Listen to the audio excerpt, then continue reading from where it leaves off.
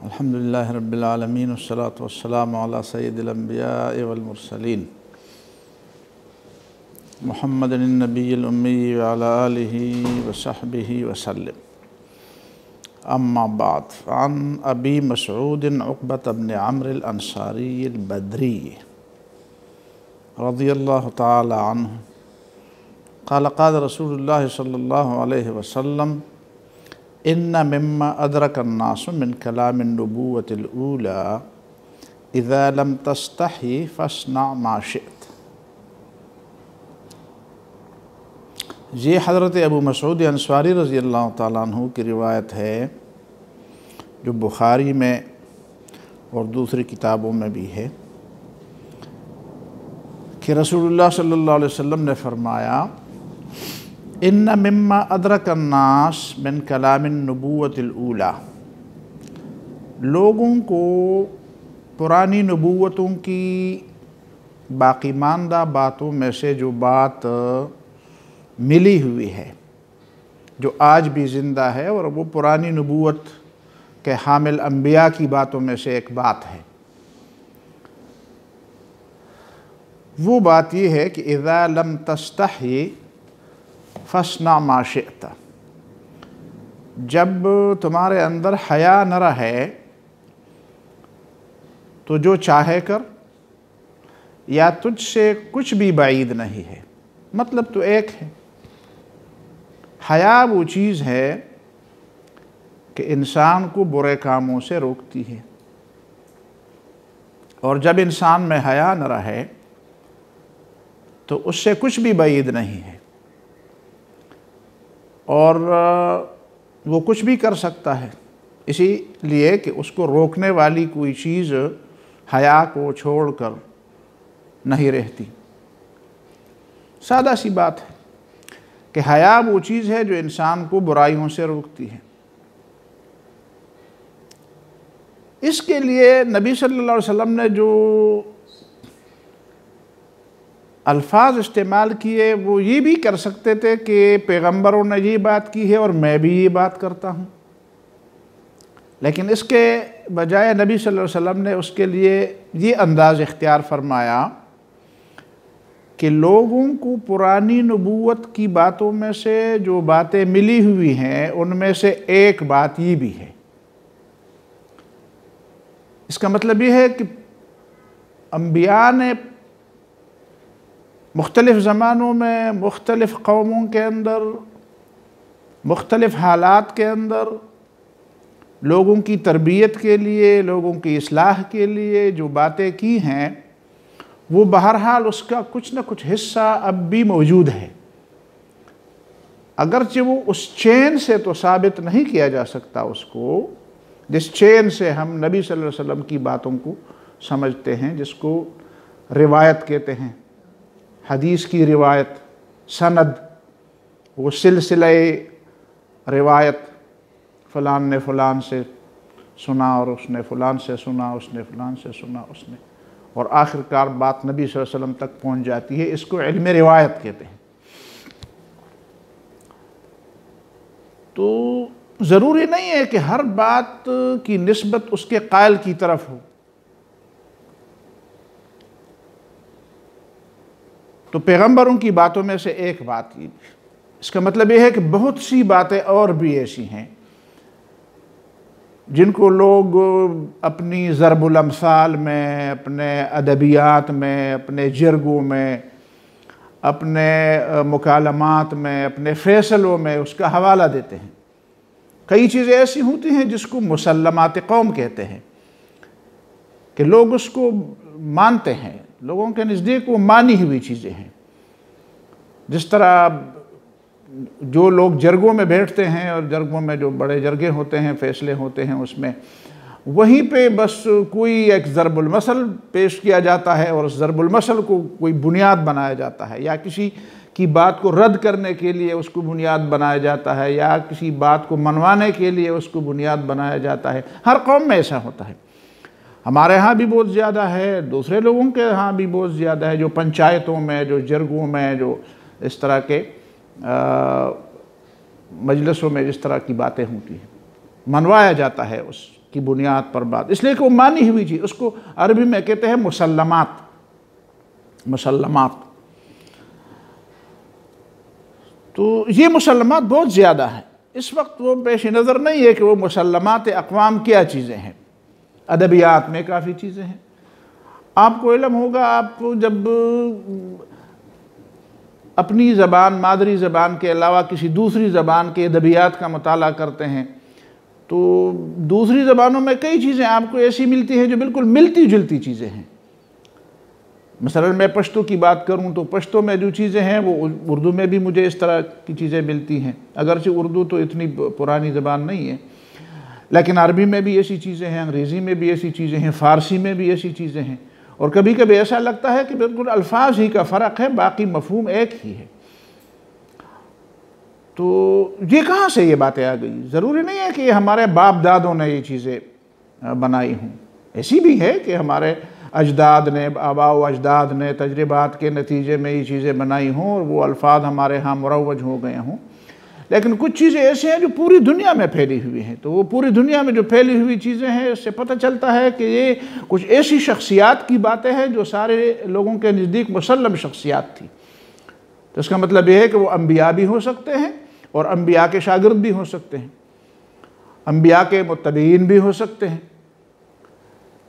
لیکن چونکہ ان باتوں کی نسبت اس پیغمبر کی طرف اس روایت اور اس چین کے ساتھ ہمارے ہاں ثابت نہیں ہے، تو ہم یہ نہیں کہہ سکتے کہ حقیقت میں واقعی یہ کس پیغمبر کی بات ہے اور ہے بھی کہ نہیں ہے۔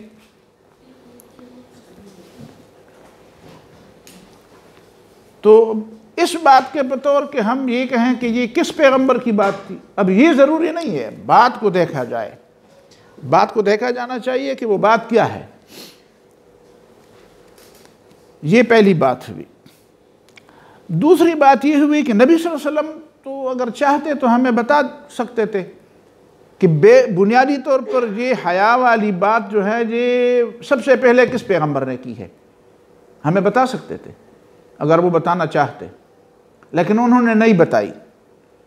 اس کا مطلب یہ ہے کہ وہ اس سے یہ نبی صلی اللہ علیہ وسلم اس بات سے یہ سمجھانا چاہتے ہیں کہ دیکھو کچھ چیزیں جو ہے وہ عالمی ورثہ ہوتی ہیں، عالمی ورثہ ہوتی ہیں، وہ پوری انسانیت کی میراث ہوتی ہے۔ علم کی بات در حقیقت ایسی ہونی چاہیے کہ وہ ساری جو ہے وہ انسانیت کی میراث بن جائے،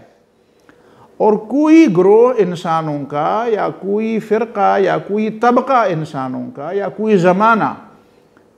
یا کوئی شعبہ زندگی کا ایسا نہ ہو جو وہ یہ سمجھے کہ چلو یار اس سے ہمارا کوئی سروکار نہیں ہے، کوئی سروکار نہیں ہے۔ اب دیکھیں نا، قرآن اور حدیث میں یہ آپ کو نظر آئے گا کہ اللہ تعالیٰ جب کوئی بات کہتا ہے تو ہر بات پہ اسلام کا اور اس کا حوالہ نہیں دیتا، اسے ایک حقیقت کے طور پر پیش کرتے ہیں اللہ تعالیٰ، اور نبی صلی اللہ علیہ وسلم بھی اس کو ایک حقیقت کے طور پر پیش کرتے ہیں کہ یہ ایک کردار ہے، یہ ایک درست کردار ہے، یہ انسانی کردار ہے، اور یہ ضرورت ہے آپ کی کہ آپ اس چیز کو اپنائیں، فکری طور پر بھی اپنائیں اور عملی طور پر بھی اپنائیں اور ذہنی اور اپنی زندگی کے تمام گوشوں پر اس کے حاوی کر دیں۔ تو ہمیں بھی اس طرح کی تعلیم دی جا رہی ہے نا کہ ہم بھی دین کی بات کو اس انداز سے لوگوں کو سمجھائے کہ وہ یہ سمجھے کہ یہ بس حقائق ہیں، اگرچہ ابھی وہ دور نہیں آیا ہے کہ ہم ہر بات کو اس انداز سے پیش کریں، ایک دور آئے گا، وہ بالقریب قریب زمانے میں آئے گا۔ علماء نے پہلے زمانے سے پیشنگوئیاں کی ہیں کہ ایک دور ایسا آئے گا کہ یہ اسلام کی بات جو آپ کو اب صرف شریعت اور قانون اور حرام اور حلال کے عنوان سے ملتی ہے،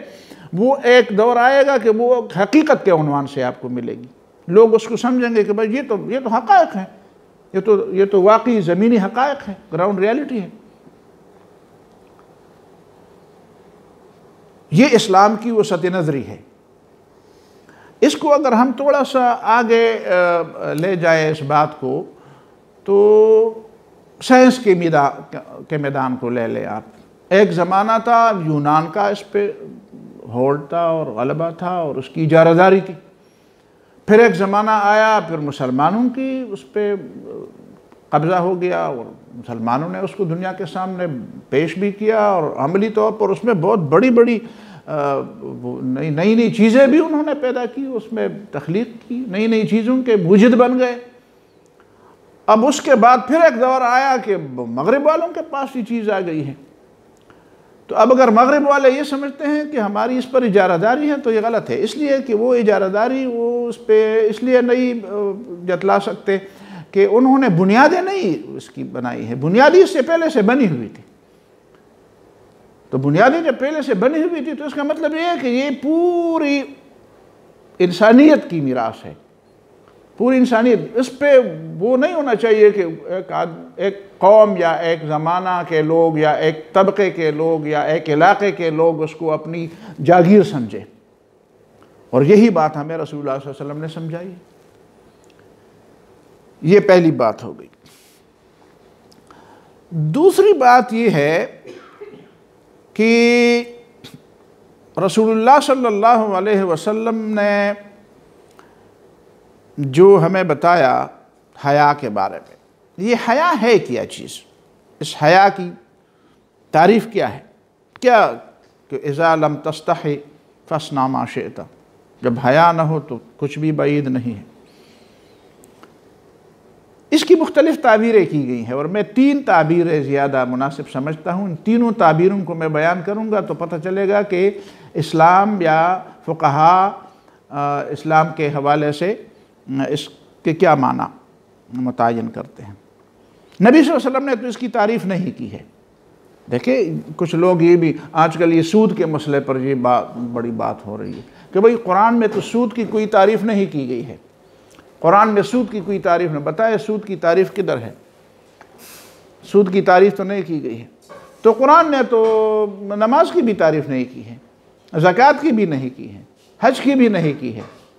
قرآن میں اسی طرح موجود ہے کہ فلان چیز، یعنی قرآن ایسی کتاب تو نہیں ہے نا جس طرح آج کل کتابیں لکھی جا رہی ہیں کہ ایک ٹاپک دیا جاتا ہے پھر اس کی تعریف کی جاتی ہے کہ اس ٹاپک کا مفہوم یہ ہے۔ یہ تو انسانوں کا طریقہ ہے، کبھی بدلے گا، اس سے پہلے کوئی اور طریقہ تھا، اب یہ طریقہ بن گیا ہے، شاید زندگی رہی تو کوئی اور طریقہ بھی آ جائے گا۔ تو کیا قرآن مجید انسانوں کے مختلف طریقوں کے مطابق تبدیل ہوتا جائے گا؟ قرآن کا اپنا ایک اسلوب ہے، اپنا ایک میتھڈ ہے، اپنا ایک منہج ہے، ایک طریقہ کار ہے اس کا۔ وہ اس طرح کی تعریفیں نہیں کرتا کہ فلان کی ڈیفینیشن یہ ہو جائے، سود یہ ہے اور چوری یہ ہے اور فلان یہ ہے اور شراب یہ ہے۔ شراب کی بھی کوئی تعریف نہیں کی کہ شراب کون سی چیز ہے۔ خمر کے بارے میں تو بتایا، انما الخمر والمیسر والانصاب والازلام رجس من عمل الشیطان، شراب اور جوئے اور یہ پانسے اور یہ گندی چیزیں ہیں۔ یہ نہیں بتایا کہ شراب کیا چیز ہے، بس لوگ جانتے تھے کہ شراب کیا ہے، جوا کیا چیز ہے۔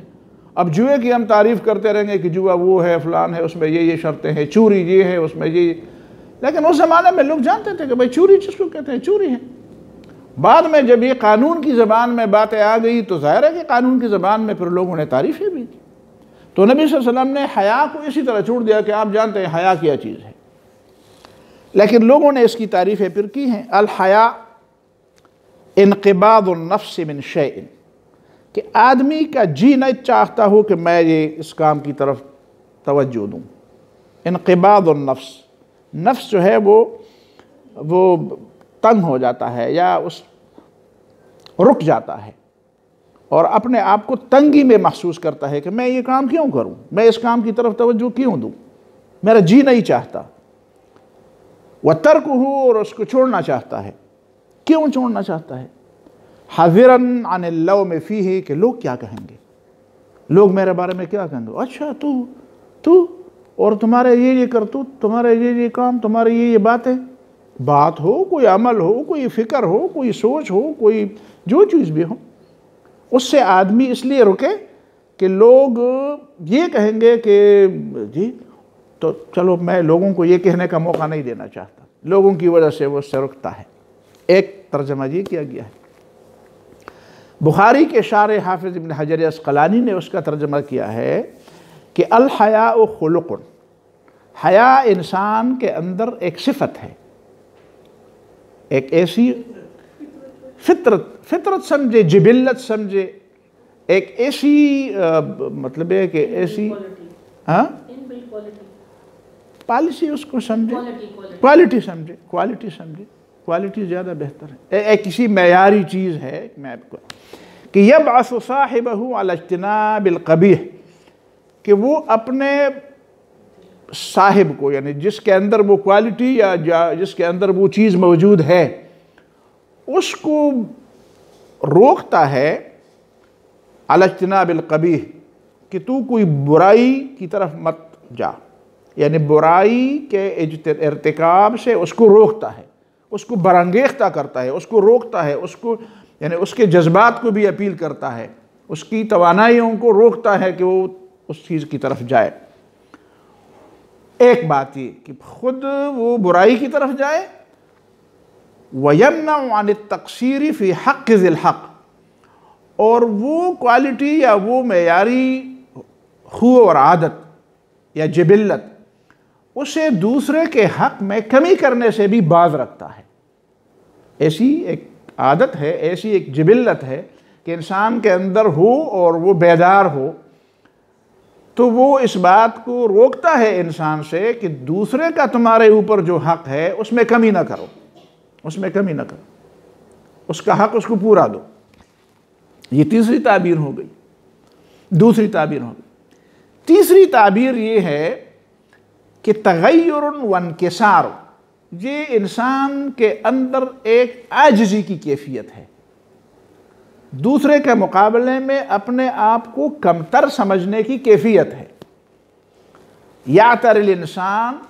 کہ انسان کے اوپر عارضی طور پر طاری ہو جاتی ہے، عارضی طور پر طاری ہو جاتی ہے، ایک کیفیت ہے جو انسان پر طاری ہو جاتی ہے، اور وہ کیفیت جو ہے وہ خوف اور انکسار اور تواضع کی کیفیت ہے۔ اور کیسے طاری ہو جاتی ہے؟ من خوف ما يعاب به ويذم، اس خوف کی وجہ سے آدمی کے اوپر طاری ہوتی ہے کہ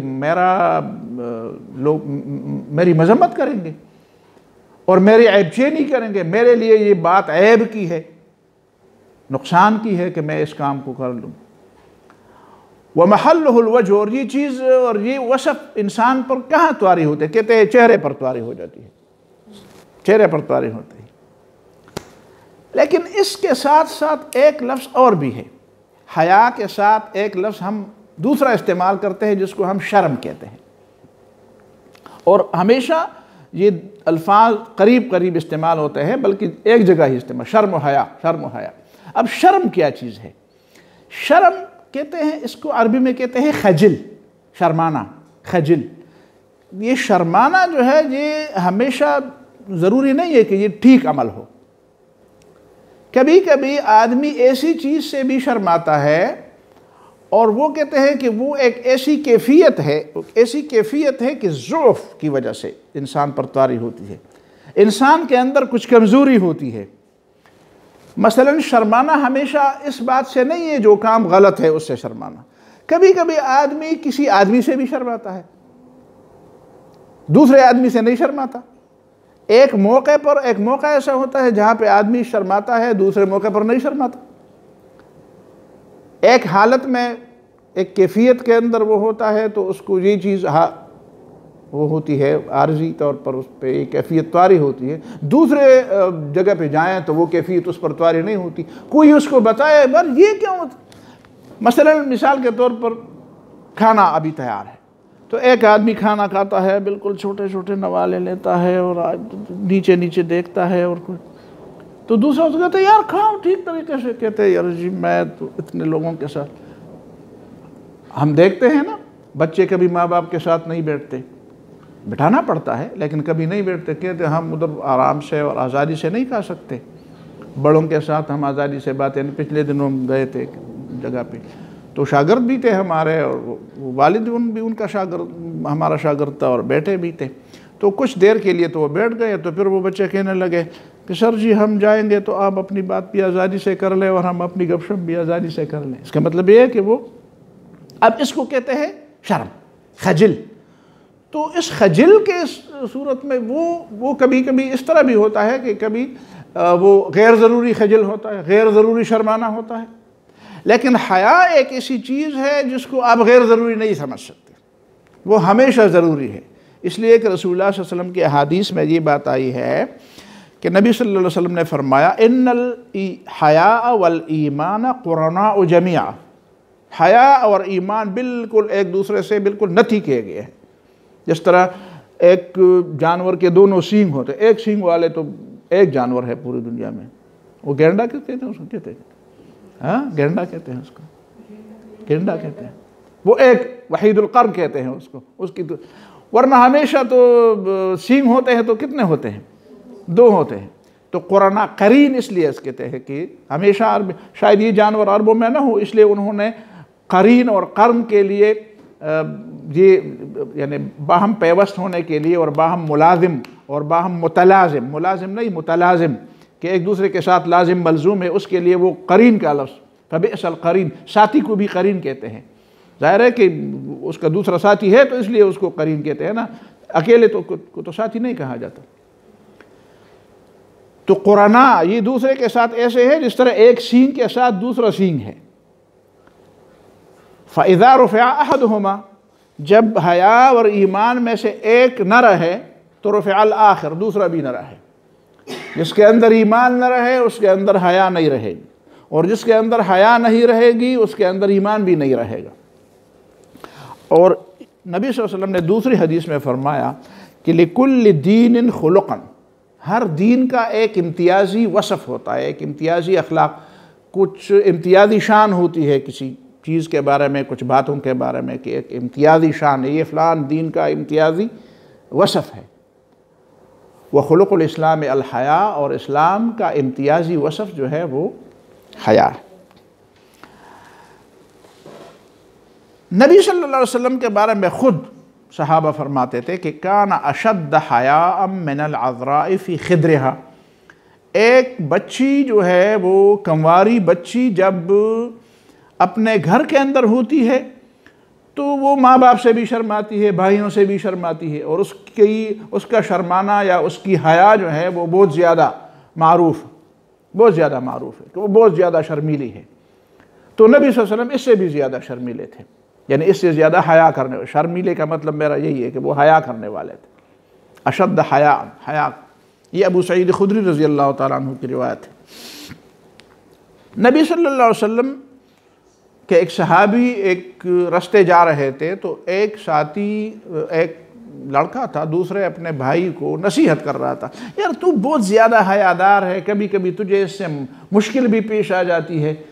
تو اتنی زیادہ حیا کرنے کی کیا ضرورت ہے، تھوڑا سا اس میں بھی اعتدال کر لو۔ تو نبی صلی اللہ علیہ وسلم نے اس کو فرمایا دعہو، اس کو اپنی حالت کے اوپر چھوڑ دو۔ فَإِنَّ الْحَيَاءَ لَا يَأْتِي إِلَّا بِخَيْرٍ، اس لیے کہ حیا کا ہمیشہ نتیجہ اچھا ہوتا ہے۔ اس کو یہ نہ کہہ دو کہ آپ حیا کو بھی، آپ کے اندر جو حیا کی کیفیت ہے اس کو تھوڑا سا کم کر دو۔ حیا کی کیفیت جتنی بھی زیادہ ہوگی تو اس کا اتنا ہی زیادہ خیر ہوگا، اتنا ہی زیادہ اس کا فائدہ ہوگا۔ یہ بات حیا کے بارے میں ایک دوسرا لفظ حدیث میں آیا ہے۔ نبی صلی اللہ علیہ وسلم نے ایک حدیث میں فرمایا کہ ان الحیاء من الایمان وان البذاءة من الجفاء والجفاء فی النار، حیا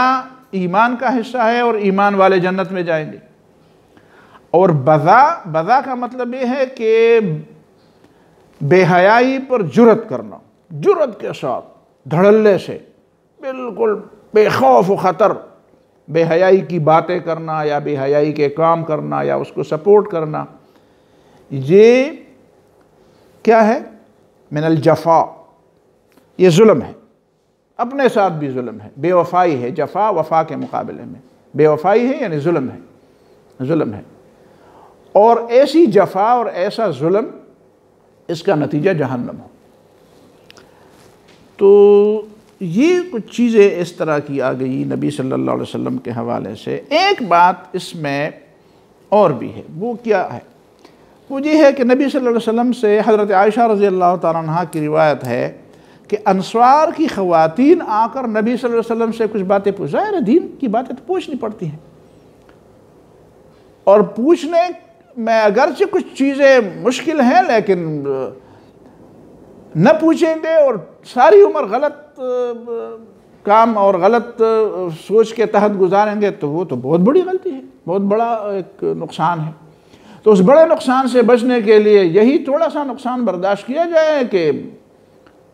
دین کے معاملے میں تو وہ انصار کچھ مسئلے پوچھتے تھے، نبی صلی اللہ علیہ وسلم اشاروں کنایوں میں ان کو باتیں بتاتے تھے، اور جب وہ اشاروں کنایوں سے نہیں سمجھتے تھے تو پھر اپنی بیویوں میں سے کسی کو کہتے تھے کہ ان کو سمجھاؤ۔ ظاہر ہے کہ نبی صلی اللہ علیہ وسلم کی جو بیویاں تھیں امہات المومنین وہ بڑی سمجھدار تھی،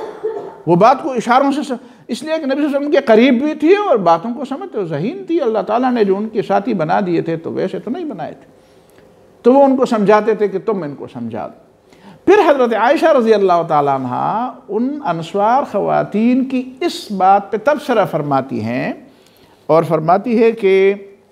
نعم النساء نساء الانصار، انصار کی عورتیں بہت اچھی عورتیں تھیں، بہت اچھی عورتیں تھیں، لم یمنعہن الحیاء ان یتفقہن فی الدین، ان کے اندر حیا تو بھرپور تھی، حیا تو بالکل آخری حد تک تھی ان کے اندر، لیکن اس حیا کی وجہ سے انہوں نے دین کے سمجھنے میں اس حیا کو رکاوٹ نہیں بننے دیا، اس حیا کو انہوں نے رکاوٹ نہیں بننے دی، اس لیے کہ حیا جو ہے یہ اسی لیے تو ہے کہ آپ اس کو برقرار رکھ کر اپنے دین کے معاملے میں، اپنے فرائض کے معاملے میں سمجھنے کی کوشش کریں۔ ظاہر ہے کہ اگر وہ دین کے معاملے میں رکاوٹ بن جائے تو پھر وہ ایمان کے ساتھ نتی اس کو کیسے کیا جائے۔ یہ بات میں نے اس لیے کی کہ کچھ احادیث میں کچھ ایسی باتیں آئی ہیں جن کی میں اس وقت ضرورت نہیں سمجھتا کہ میں اس کی تفصیل میں جاؤں، لیکن اس میں آج کل کے بے حیا لوگوں کو حیا کے خلاف کچھ بات نظر آ گئی۔ پوری اسلامی تاریخ میں سارے لوگ ان کو اس میں کوئی ایسی بات نظر نہیں آئی جو قابل اعتراض تھی، اور آج کل کچھ بے حیا لوگوں کو جو اسلام کے مخالف لوگ ہیں، جو منکرین حدیث ہیں، ٹھیک ہے، ان لوگوں کو ان چیزوں میں کچھ ایسی باتیں نظر آئی، اچھا اگر حدیث کو مانا جائے تو حضرت عائشہ رضی اللہ تعالیٰ عنہ کی روایت سے تو بخاری میں وہ بات بھی نقل ہوئی ہے، حالانکہ یہ بات تو حیا کے خلاف۔ تو دراصل ان لوگوں کو پتہ نہیں ہے کہ سب سے زیادہ حیا والی عورتیں مسلمان عورتیں تھیں، اور جو گزرا ہوا زمانہ تھا ان میں زیادہ تھی، اور جو نبی صلی اللہ علیہ وسلم کی بیویاں تھی وہ تو بالکل اس میں نمونہ تھی۔ لیکن دیکھا جائے اسلام کی اہمیت کو، کہ اسلام کی اہمیت، دین کی اہمیت، فرائض کی اہمیت، علم کی اہمیت ان کے نزدیک کتنی تھی کہ ان چیزوں کو نبی صلی اللہ علیہ وسلم نے ان کی تعلیمات کے، نبی صلی اللہ علیہ وسلم کی تعلیمات اور تربیت کے نتیجے میں انہوں نے بالکل صرف اس معاملے کو لیا، اور اس معاملے سے غیر ضروری تفصیلات کو بالکل ٹچ نہیں کیا۔ جو کام کی بات تھی اور جو ضرورت کی بات تھی اس حد تک انہوں نے اس بات کو امت کے سامنے بھی رکھا۔ تو اس سے پتہ چلتا ہے کہ اگر آپ یہ چیز حیا کے خلاف سمجھتے ہیں تو وہ خود ان چیز کو کیسے سمجھتی تھی، اور وہ اپنے ذہن پر کتنا بوجھ لے کر اس بات کو امت تک پہنچانے کی انہوں نے ارادہ کیا، یا انہوں نے اس پہ عمل کیا، یا انہوں نے وہ باتیں امت کو بتائی بھی۔ اس سے پتہ چل جاتا ہے کہ انسان کی ذاتی پسند و ناپسند یا اس کی ذاتی حیثیت وہ دوسری ہے، لیکن جہاں پہ دین کی بات آتی ہے تو انسان کو اپنا سب کچھ قربان کرنا پڑتا ہے۔ لیکن یہ بات اور وہ بات کہ اس چیز کو بنیاد بنا کر یا اس چیز کو بہانہ بنا کر وہ سب کچھ تشتذبام کیا جائے، جس کے تشتذبام کرنے اور جس کے سارے لوگوں کے سامنے کھولنے اور سارے لوگوں کو اس کو سمجھانے کی کوئی ضرورت ہی نہیں ہے، تو ان دونوں باتوں میں تو فرق ہے۔ آج کل کچھ لوگ اس طرح کی باتیں بہت زیادہ کرتے ہیں کہ ہم سے بھی یہ سوالات ہوتے ہیں کہ دیکھیں یار، آپ کچھ اس طرح کی تعلیمات یورپ میں اسکولوں میں رائج ہو گئی ہے، ظاہر ہے کہ وہ زندگی کی ضرورت ہے، جب بچے بالغ ہو جاتے ہیں تو پھر کیا ہوتا ہے، اور ان کی زندگی پھر کیسے گزرنی ہوتی ہے، اور کیسا ہونا چاہیے کیسا نہیں ہونا چاہیے۔ آپ کے ہاں ان تعلیموں پر پابندی ہے، لیکن آپ دیکھیں قرآن مجید کو آپ اٹھا کر دیکھیں، وہی قرآن جو اللہ تعالیٰ کا کلام ہے، جو جبریل کے ذریعے نازل ہوا، جو نبی صلی اللہ علیہ وسلم پر نازل ہوا، جو ابھی آپ نے دیکھا کہ وہ ایک کنواری لڑکی سے زیادہ وہ شرم و حیا کے وہ تھے، پیکر تھے، اسی ذات پر انہوں نے باقاعدہ صحابہ کرام کے سامنے اس کا ذکر بھی کیا۔ لیکن اس کو کیسے ذکر کیا؟ جہاں پہ بھی اس طرح کی ضرورت والی بات آ گئی اس کو اسی حد تک برقرار رکھا، اس سے آگے نہیں بڑھنے دیا گیا۔ اور وہ باتیں جو صحابہ کرام کی محفل میں ہوتی تھی اس سے کبھی بھی یہ تاثر نہیں پھیلا کہ جس طرح آج کل کے جو تاثر پھیلتے ہیں کہ پھر لوگ اس کو مطلب یہ ہے کہ کس کس انداز سے پیش کرتے ہیں اور کیسے کیسے اس پہ حاشیے چڑھاتے ہیں اور کیسے کیسے اس سے منفی مقاصد لیتے ہیں۔ یہ کام دوربین سے بھی بلکہ خوردبین سے بھی ہمیں صحابہ کرام کے معاشرے میں نظر نہیں آتا۔ یہ اس بات کی دلیل ہے کہ اسلام حیا کا دین ہے، اور حیا کا دین ہونے کے ناطے جو چیزیں انسان کے لیے ضروری تھی وہ بھی بتا دی گئی اور حیا کے فریم کے اندر بھی بتا دی گئی۔ یہ ہے اس حدیث کا خلاصہ کہ حیا ایمان کا حصہ ہے۔ اور یہ جو بھی بتایا گیا کہ اذا لم تستحی فاصنع ما شئت، تو اس کا مطلب یہ ہے کہ پولیس تو ہر جگہ نہیں ہوگی، سزا کا خوف تو ہر جگہ نہیں ہوگا، اور سزا ہر جگہ بھی ہو ممکن ہے بعض، بلکہ آج ہمارے دور میں یہ ہو کہ بے حیائی پر انعامات دیے جاتے ہیں، بلکہ حیا کے اوپر جو ہے قدغنیں لگائی جاتی ہیں۔ تو شریعت نے اور اسلام کا کمال یہ ہے کہ اس نے دل کے اندر ایک ایسی پولیس بٹھا دی جس کو آپ حیا کہیں، جس کو آپ خدا کا خوف کہیں، جس کو آپ ایمان کہیں، یہی تعبیرات ہیں اس کی۔ اور جس کے اندر یہ حیا جتنی زیادہ ہوگی تو خدا سے ہے۔ اور اسی طرح حدیث میں جو بات آتی ہے کہ استحیوا من اللہ حق الحیا، انسانوں سے تو حیا کرتے ہو، اللہ تعالیٰ سے سب سے زیادہ حیا کر دو۔ اور اللہ تعالیٰ سے حق حیا یہ ہے کہ اب دماغ کے اندر، سوچ کے اندر، عمل کے اندر ان چیزوں کو جگہ نہ دے جس سے اللہ تعالیٰ ناراض ہو جاتا ہے۔ اور جو لوگوں سے چپکے رہتے ہیں اور خدا کے سامنے پرواہ نہیں کرتے تو ان کو کہا گیا ہے کہ کیا تمہیں پتہ نہیں ہے کہ اللہ تعالیٰ تمہیں دیکھ رہا ہے؟ اسی وجہ سے نبی صلی اللہ علیہ وسلم نے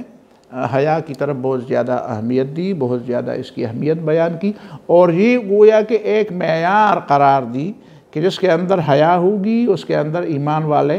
اعمال ہوں گے، ایمان والی سوچ ہوگی، اور جس کے اندر یہ چیز نہ ہوگی تو فاصنع ما شئت، پھر بس جو بھی کر لو، تمہاری روکنے والا کوئی نہیں ہے۔ ظاہر ہے کہ روکنے والی جو اصل چیز تھی وہ تو آپ نے غارت کر دی، اس کو تو آپ نے تالے لگا دیا، اس کا تو آپ نے لحاظ ہی نہیں رکھا۔ تو ظاہر ہے کہ پھر کون ہوگا جو آپ کو قدم قدم پر روکے گا، قدم قدم پر ٹوکے گا، قدم قدم پر منع کرے گا، قدم قدم پر تمہاری نصیحت کرے گا؟ تم خود اپنے باغ کے مالی نہیں بنو گے تو پھر دوسرا کیسے مالی بن جائے گا؟ یہ ہے اس حدیث کی بنیادی بات۔ اللہ تعالیٰ مجھے اور آپ کو سمجھ اور عمل کی توفیق عطا فرمائے۔ جزاکم اللہ خیر و بارک اللہ فیک۔ ماشاء اللہ۔